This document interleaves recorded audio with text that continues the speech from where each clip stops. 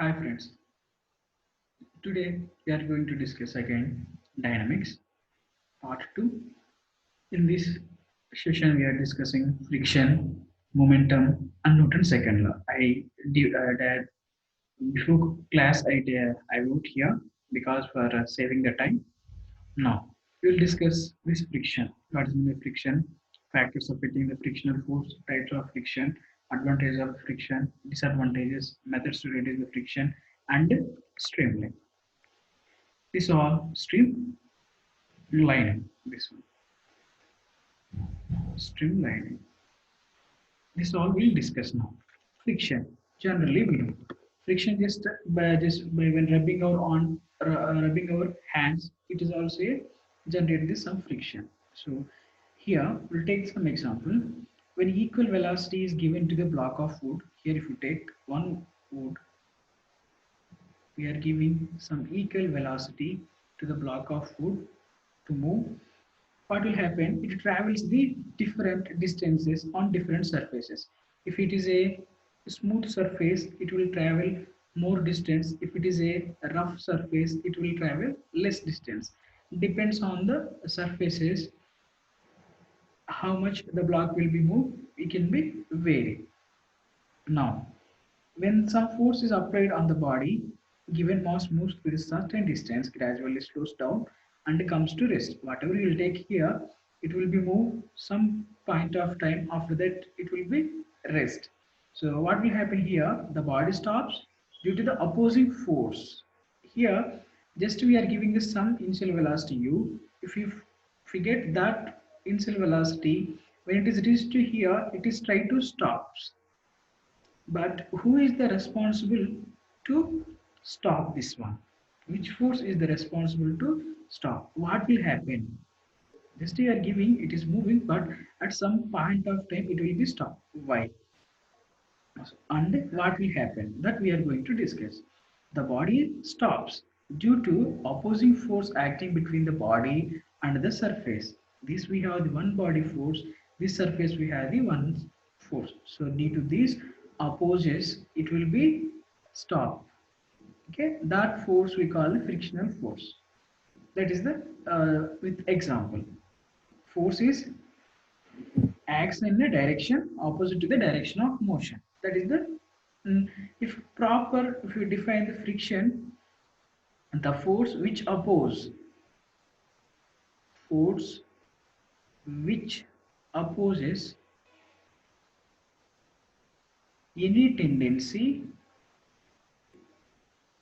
any tendency for relative motion,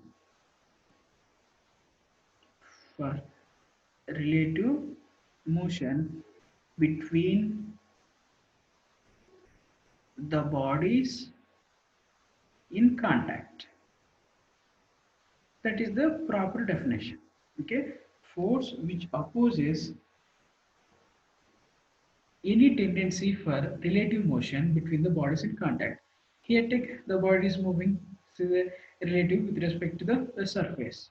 So it is trying to oppose the motion, that is the friction. Now what are the factors to affect on the friction? Now we will see. We have some basic factors. First one is nature of the surface of contact. Nature of the surface of contact. So here we discuss if it is a smooth and polished one, it will be moved long distance. If it is an irregular one, it will move less distance. It depends also nature of the surface of contact. Another one, normal force that acts on the body. Normal force that acts on your body. What is the normal force act on the body? Now here take before going to that. If you take same that block, why it is stopped from here to here now? So this is our F external force. Let us assume. So this is our frictional force. When F external force is greater than the frictional force, then only the body will move. If frictional force is greater than the F external force, the body won't move. That case will be happening here. In this case, frictional force is more compared to the external force, so the body won't move, body at rest. And here, initially, applied force is more compared to this, body is moving. So if we draw the free body diagram, this is our normal, this will get next class, free body diagram and everything. And when it is moving, we will get this some weight, that is mg. Okay, so that normal force act on the body. So this normal is where it will be act. This is also influence the direction of motion. Next, nature of the motion of the body. Nature of motion of the body. Nature of the motion of the body means we will get that whether it is a sliding or rolling. Frictions, whether it is sliding and rolling also, it will be influences. So these are the main three parameters that influences the frictional force. Now we'll get the types of friction. One is the sliding friction, rolling friction. This is the basically we'll categorize into two types. Sliding friction, with the name itself slides. So when one body slides over another, the force which opposes the relative motion between them is called the sliding friction. Take here these two bodies on the surface. If we take three bodies, one body slides. When it slides, this also above, up and down also will be moved. That's due to the relative motion between them is called the sliding friction. For example, that book slides over the table, the friction present is the sliding friction. In that case also, which friction is present is sliding friction. Rolling friction. When a body rolls over another, if you take this body rolls over another like this, when a body rolls over another, the frictional force, this is our contact between them, is called the rolling friction. So there will be some friction is generated between this contact and when the rolling bodies move. That is the rolling friction. Take the example, moving car roll on the road, friction present, rolling friction. If car is moving, the downside, the tides will be, so it is also influences this rolling friction. That are the example. And here remember always the sliding friction, that sliding friction is always greater than the rolling friction. Okay, this you have to remember, very very important. Sliding friction is always greater than the rolling friction. And here next we'll move with our advantages of friction. What are the advantages of the friction? So it is difficult to walk highly smooth surfaces as we tend to skid on these surfaces. So actually if you take very smooth surfaces, it is not possible to move without the friction. So at the time it will be helps the friction in order to move that smooth surfaces. Friction between the feet and the ground helps us to have a strong grip on the ground and walk safely. That in that examples, and without friction between the head of the matchstick. To take the matchstick, this here will get this rough. So the lateral surface of the matchbox, it is not possible to light the matchstick. If there is no friction, it is not possible. At the time also, friction is useful. There are so many examples. Here I will give just very commonly using example.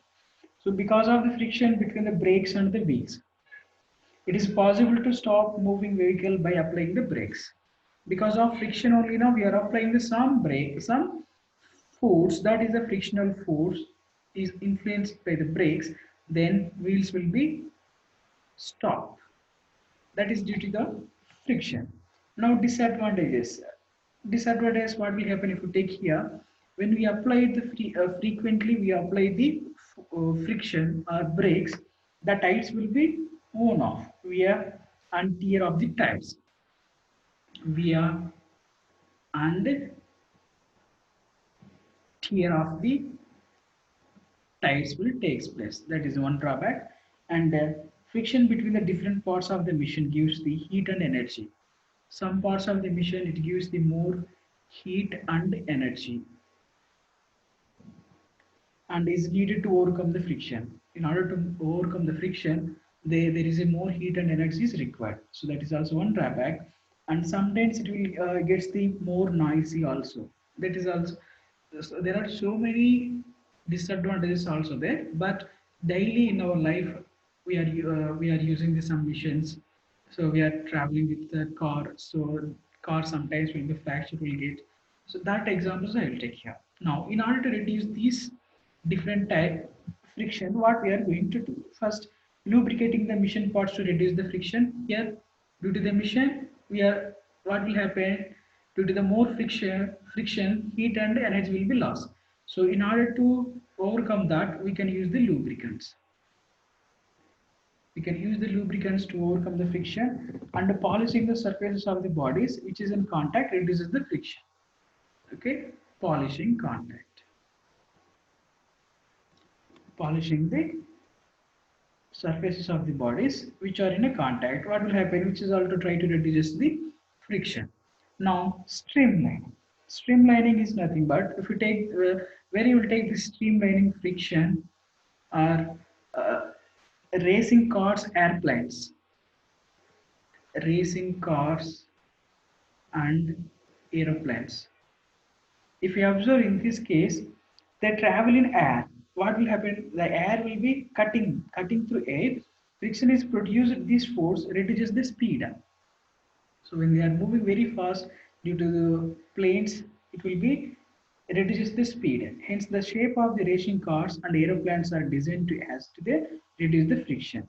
So that's why even aeroplanes and racing cars, they will have some proper design in order to overcome the friction in that air.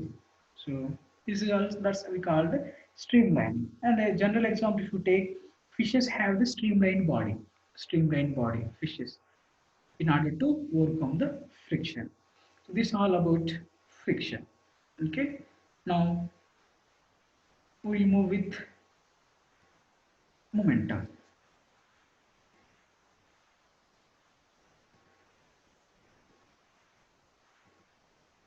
Momentum. What is meant by momentum? First, I will give the practical example. After that, we'll define our definition. So, if played in cricket, you would have experienced that catching a ball which is moving with a higher velocity is more difficult to catching a ball with moving with a lesser velocity. So similarly, easy to catch the tennis ball. If we take more examples, we have now in this one ball is coming, here you are there, if very fast it will come, in order to catch that ball we have to use our hand. Then what will happen, if you just catch as it is, our hand will be hurt. So in order to overcome that hurting, just we are trying to drag downward, we are reducing that speed, that some point of instant. So what will happen? The momentum. Here, the momentum of the ball we are trying to reduce. Momentum is reduced, velocity will be reduced. That's why our hand won't hurt. So that is the momentum general application. Now, physical quantity, their motion, which determines how much the force required to bring them to rest. Or generally, if we go the definition, no? So the quantity which depends on the mass and velocity moving the body. Definition we can write. Momentum is can be written as the quantity which depends on the mass and velocity. The quantity which depends on the quantity which depends here, the quantity which depends on mass and velocity. Okay, the quantity which depends on mass and velocity. So in order to write these two terms, we can write the momentum P is equal to the product of mass and velocity. Okay, generally momentum denoted by the P, and then mass is a scalar. We know mass is a scalar and velocity is a vector. Now momentum is vector. Momentum is vector quantity, can denote the direction. And if the body is moving a straight path, the body is said to possess the linear momentum. That you also have remember. If the body is moving in a straight path, the body is possesses the linear momentum. Linear momentum. That P is also called the linear momentum. So what are the units, SI units of linear momentum? Mass is kg, velocity is meter per second, kg meter per second. That is the units for our momentum. Now, based on this momentum, we'll try to do one problem. Okay.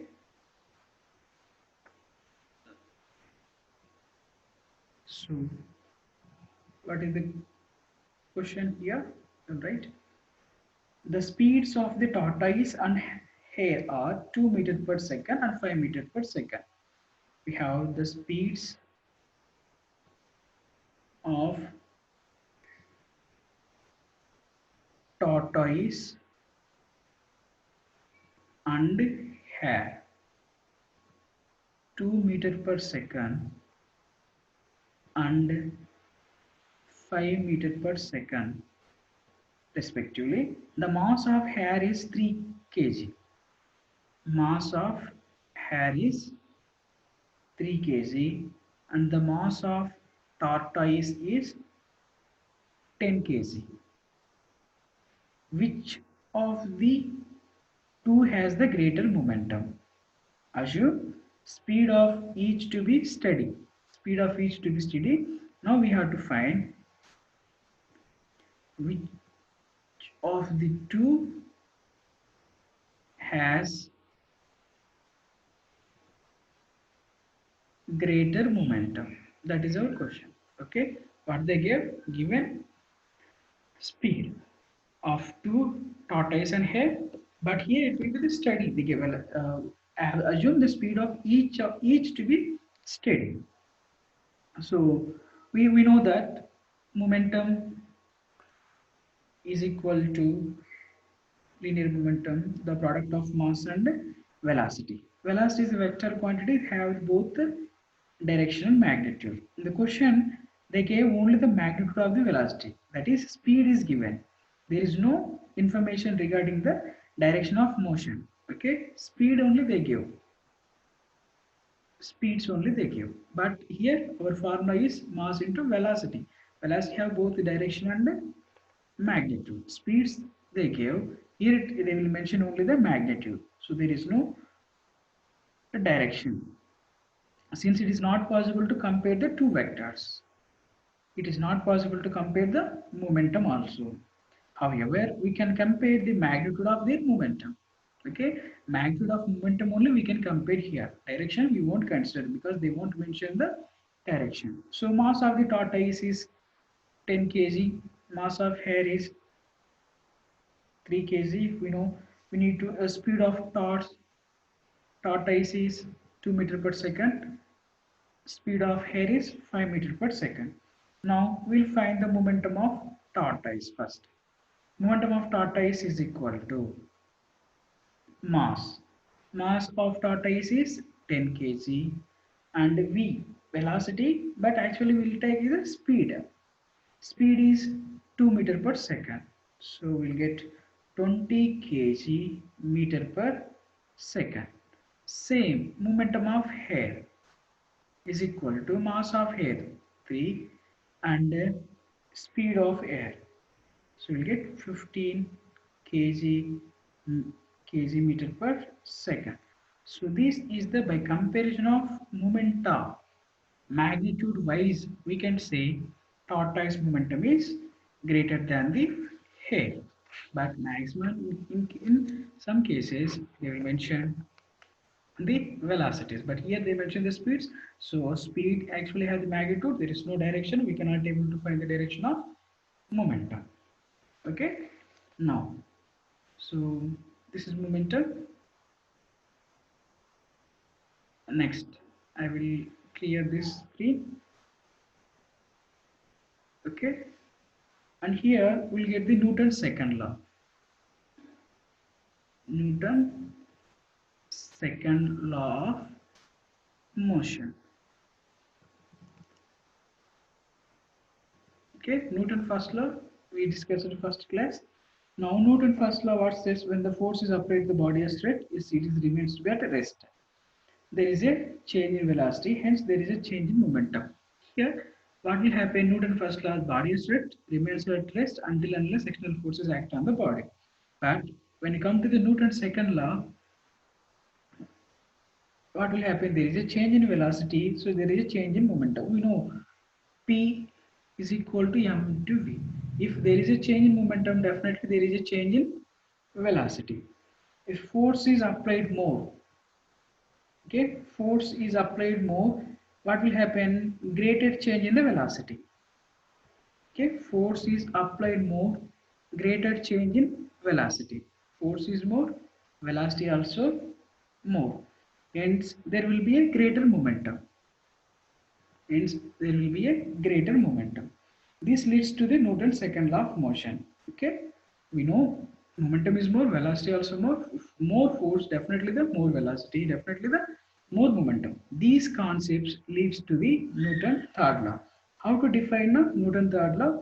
The rate of change of momentum is directly proportional to the applied force and take place in the direction of the force. Now we can write that for rate of change of momentum is directly proportional to the applied force. The rate of change of momentum is directly proportional to the applied force. We can write that this is the rate of change of momentum is directly proportional to the applied force. Okay, that is the mathematical form, or we can define the Newton's second law. Now here we get the derivation, Newton's second law of motion. So now we'll find the derivation. What will get the derivation of Newton's second law of motion? Derivation. So from that relation, we know very familiar equation, that is F is equal to m into A. F is equal to m into A. Now we can define how we got this derivation. We'll find. Now consider a body of mass m moving along a straight line with initial velocity u bar.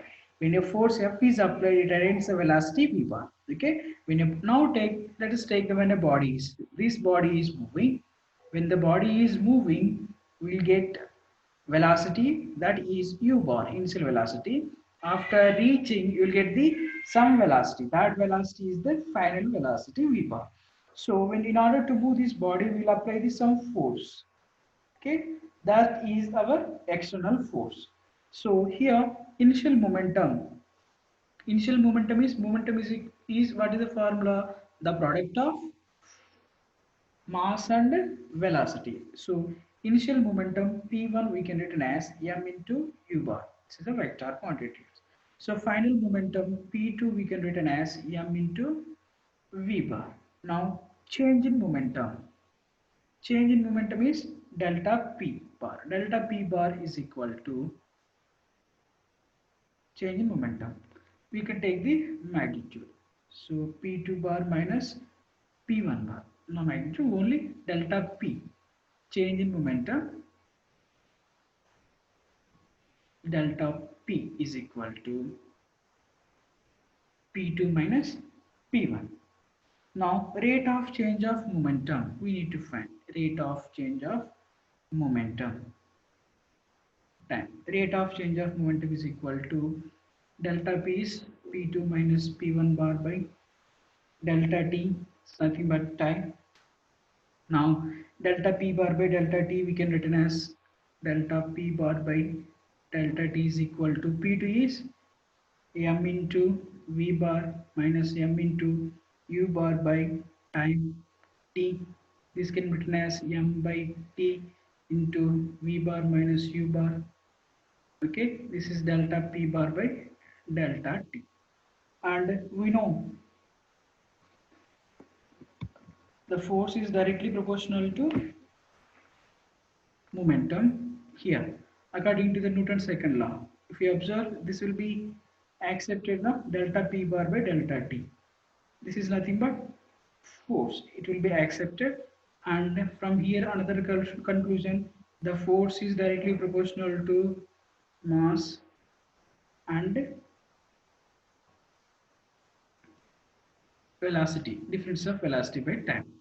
this will be equal. Then we can write force is equal to m into v bar minus u bar by t. We know this in kinematics, nothing but acceleration only now. So m into a, or okay, in order to write the proportional constant, force directly proportional to m into a, that f is equal to that proportionally constant we remove and we got k. So where the k is the constant of proportionality. Unit force is defined to make the value of k is 1. So that's why we'll get force F is equal to m into a. Okay, that is our derivation for the Newton's second law of motion. Now we'll get the what are the units of the forces. First class I didn't give here. What are the units of force? Units of force. So what we'll get? Units of force. We know force F is equal to m into a. If you take m is equal to 1 unit and a is equal to 1 unit, just assume. Then you'll get force F is equal to 1 unit. This is our absolute unit of force. Absolute unit of force. So in SI unit, what is the force? Is Newton. And CGS units, what is the force? Is CGS units of force is dyne. Remember, very very important. Dyne is the force acting on a body, mass 1 gram produces in it the acceleration of 1 centimeter per second square. That is the 1 dyne. 1 dyne is equal to 1 gram into 1 centimeter square. And we have the relation. And 1 Newton is equal to 1 kg 1 meter per second square. Now we'll find the relation between dyne and Newton. Okay, this is important. Relation between dyne and Newton.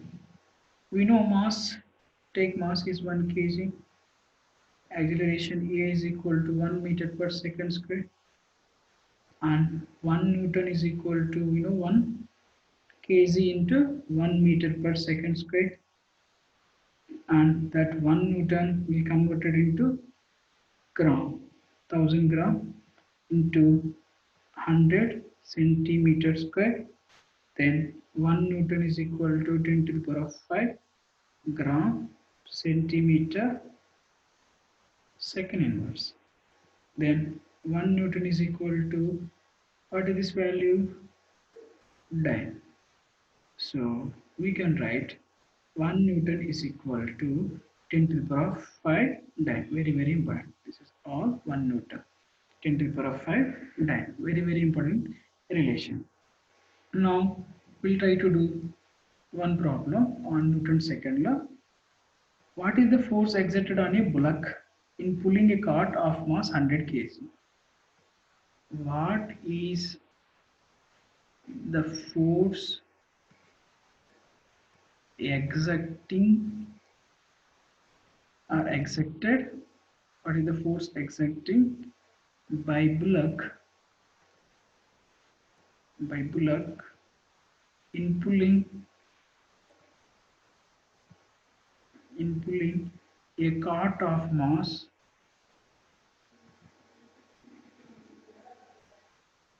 100 kg and accelerate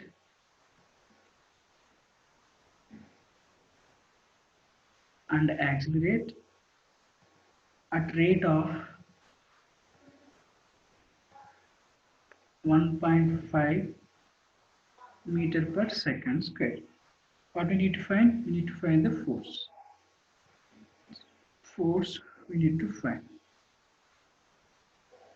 So mass is 100 kg.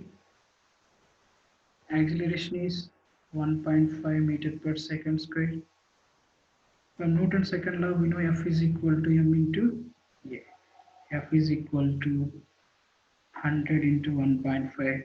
We'll get 150 Newton because this is kg meter per second square. Okay, that is our Newton's second law. And we'll take another example.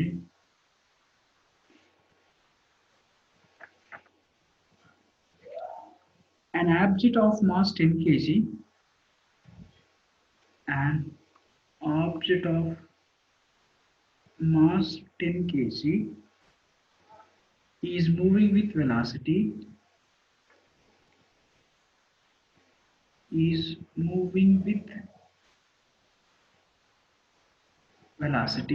is the initial velocity. Okay, is moving with initial velocity of 10 meter per second. 10 meter per second. A constant force acts for 4 seconds on the object,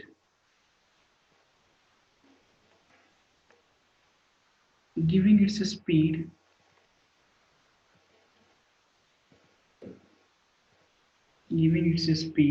of 2 meter per second in the opposite direction. Find the acceleration and force. Find acceleration and force. Okay, that is our question.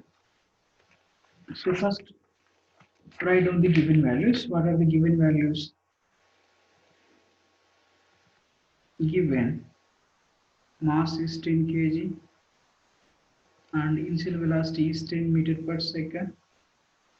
Let the final velocity in the opposite direction be v. This is our final velocity. We are assuming opposite direction. So time t is 4 seconds. So this is opposite direction. So that is minus 2 meter per second. Acceleration, force we need to find. Okay, acceleration is a is equal to, we know, change in velocity by time. V is minus 2, minus 10 by 4, minus 12 by 4, minus 3 meter per second square.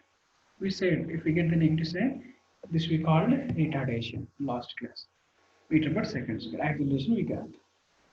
From the Newton's second law, F is equal to m into A. 10 into minus 3, minus 30 Newton. This also we called retarding. This is the retarding force. Okay, this is the retarding acceleration.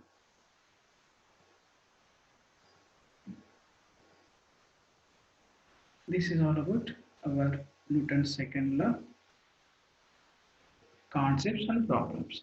Thank you. Thank you for watching. Next class we will discuss weight, mass and Newton's third law.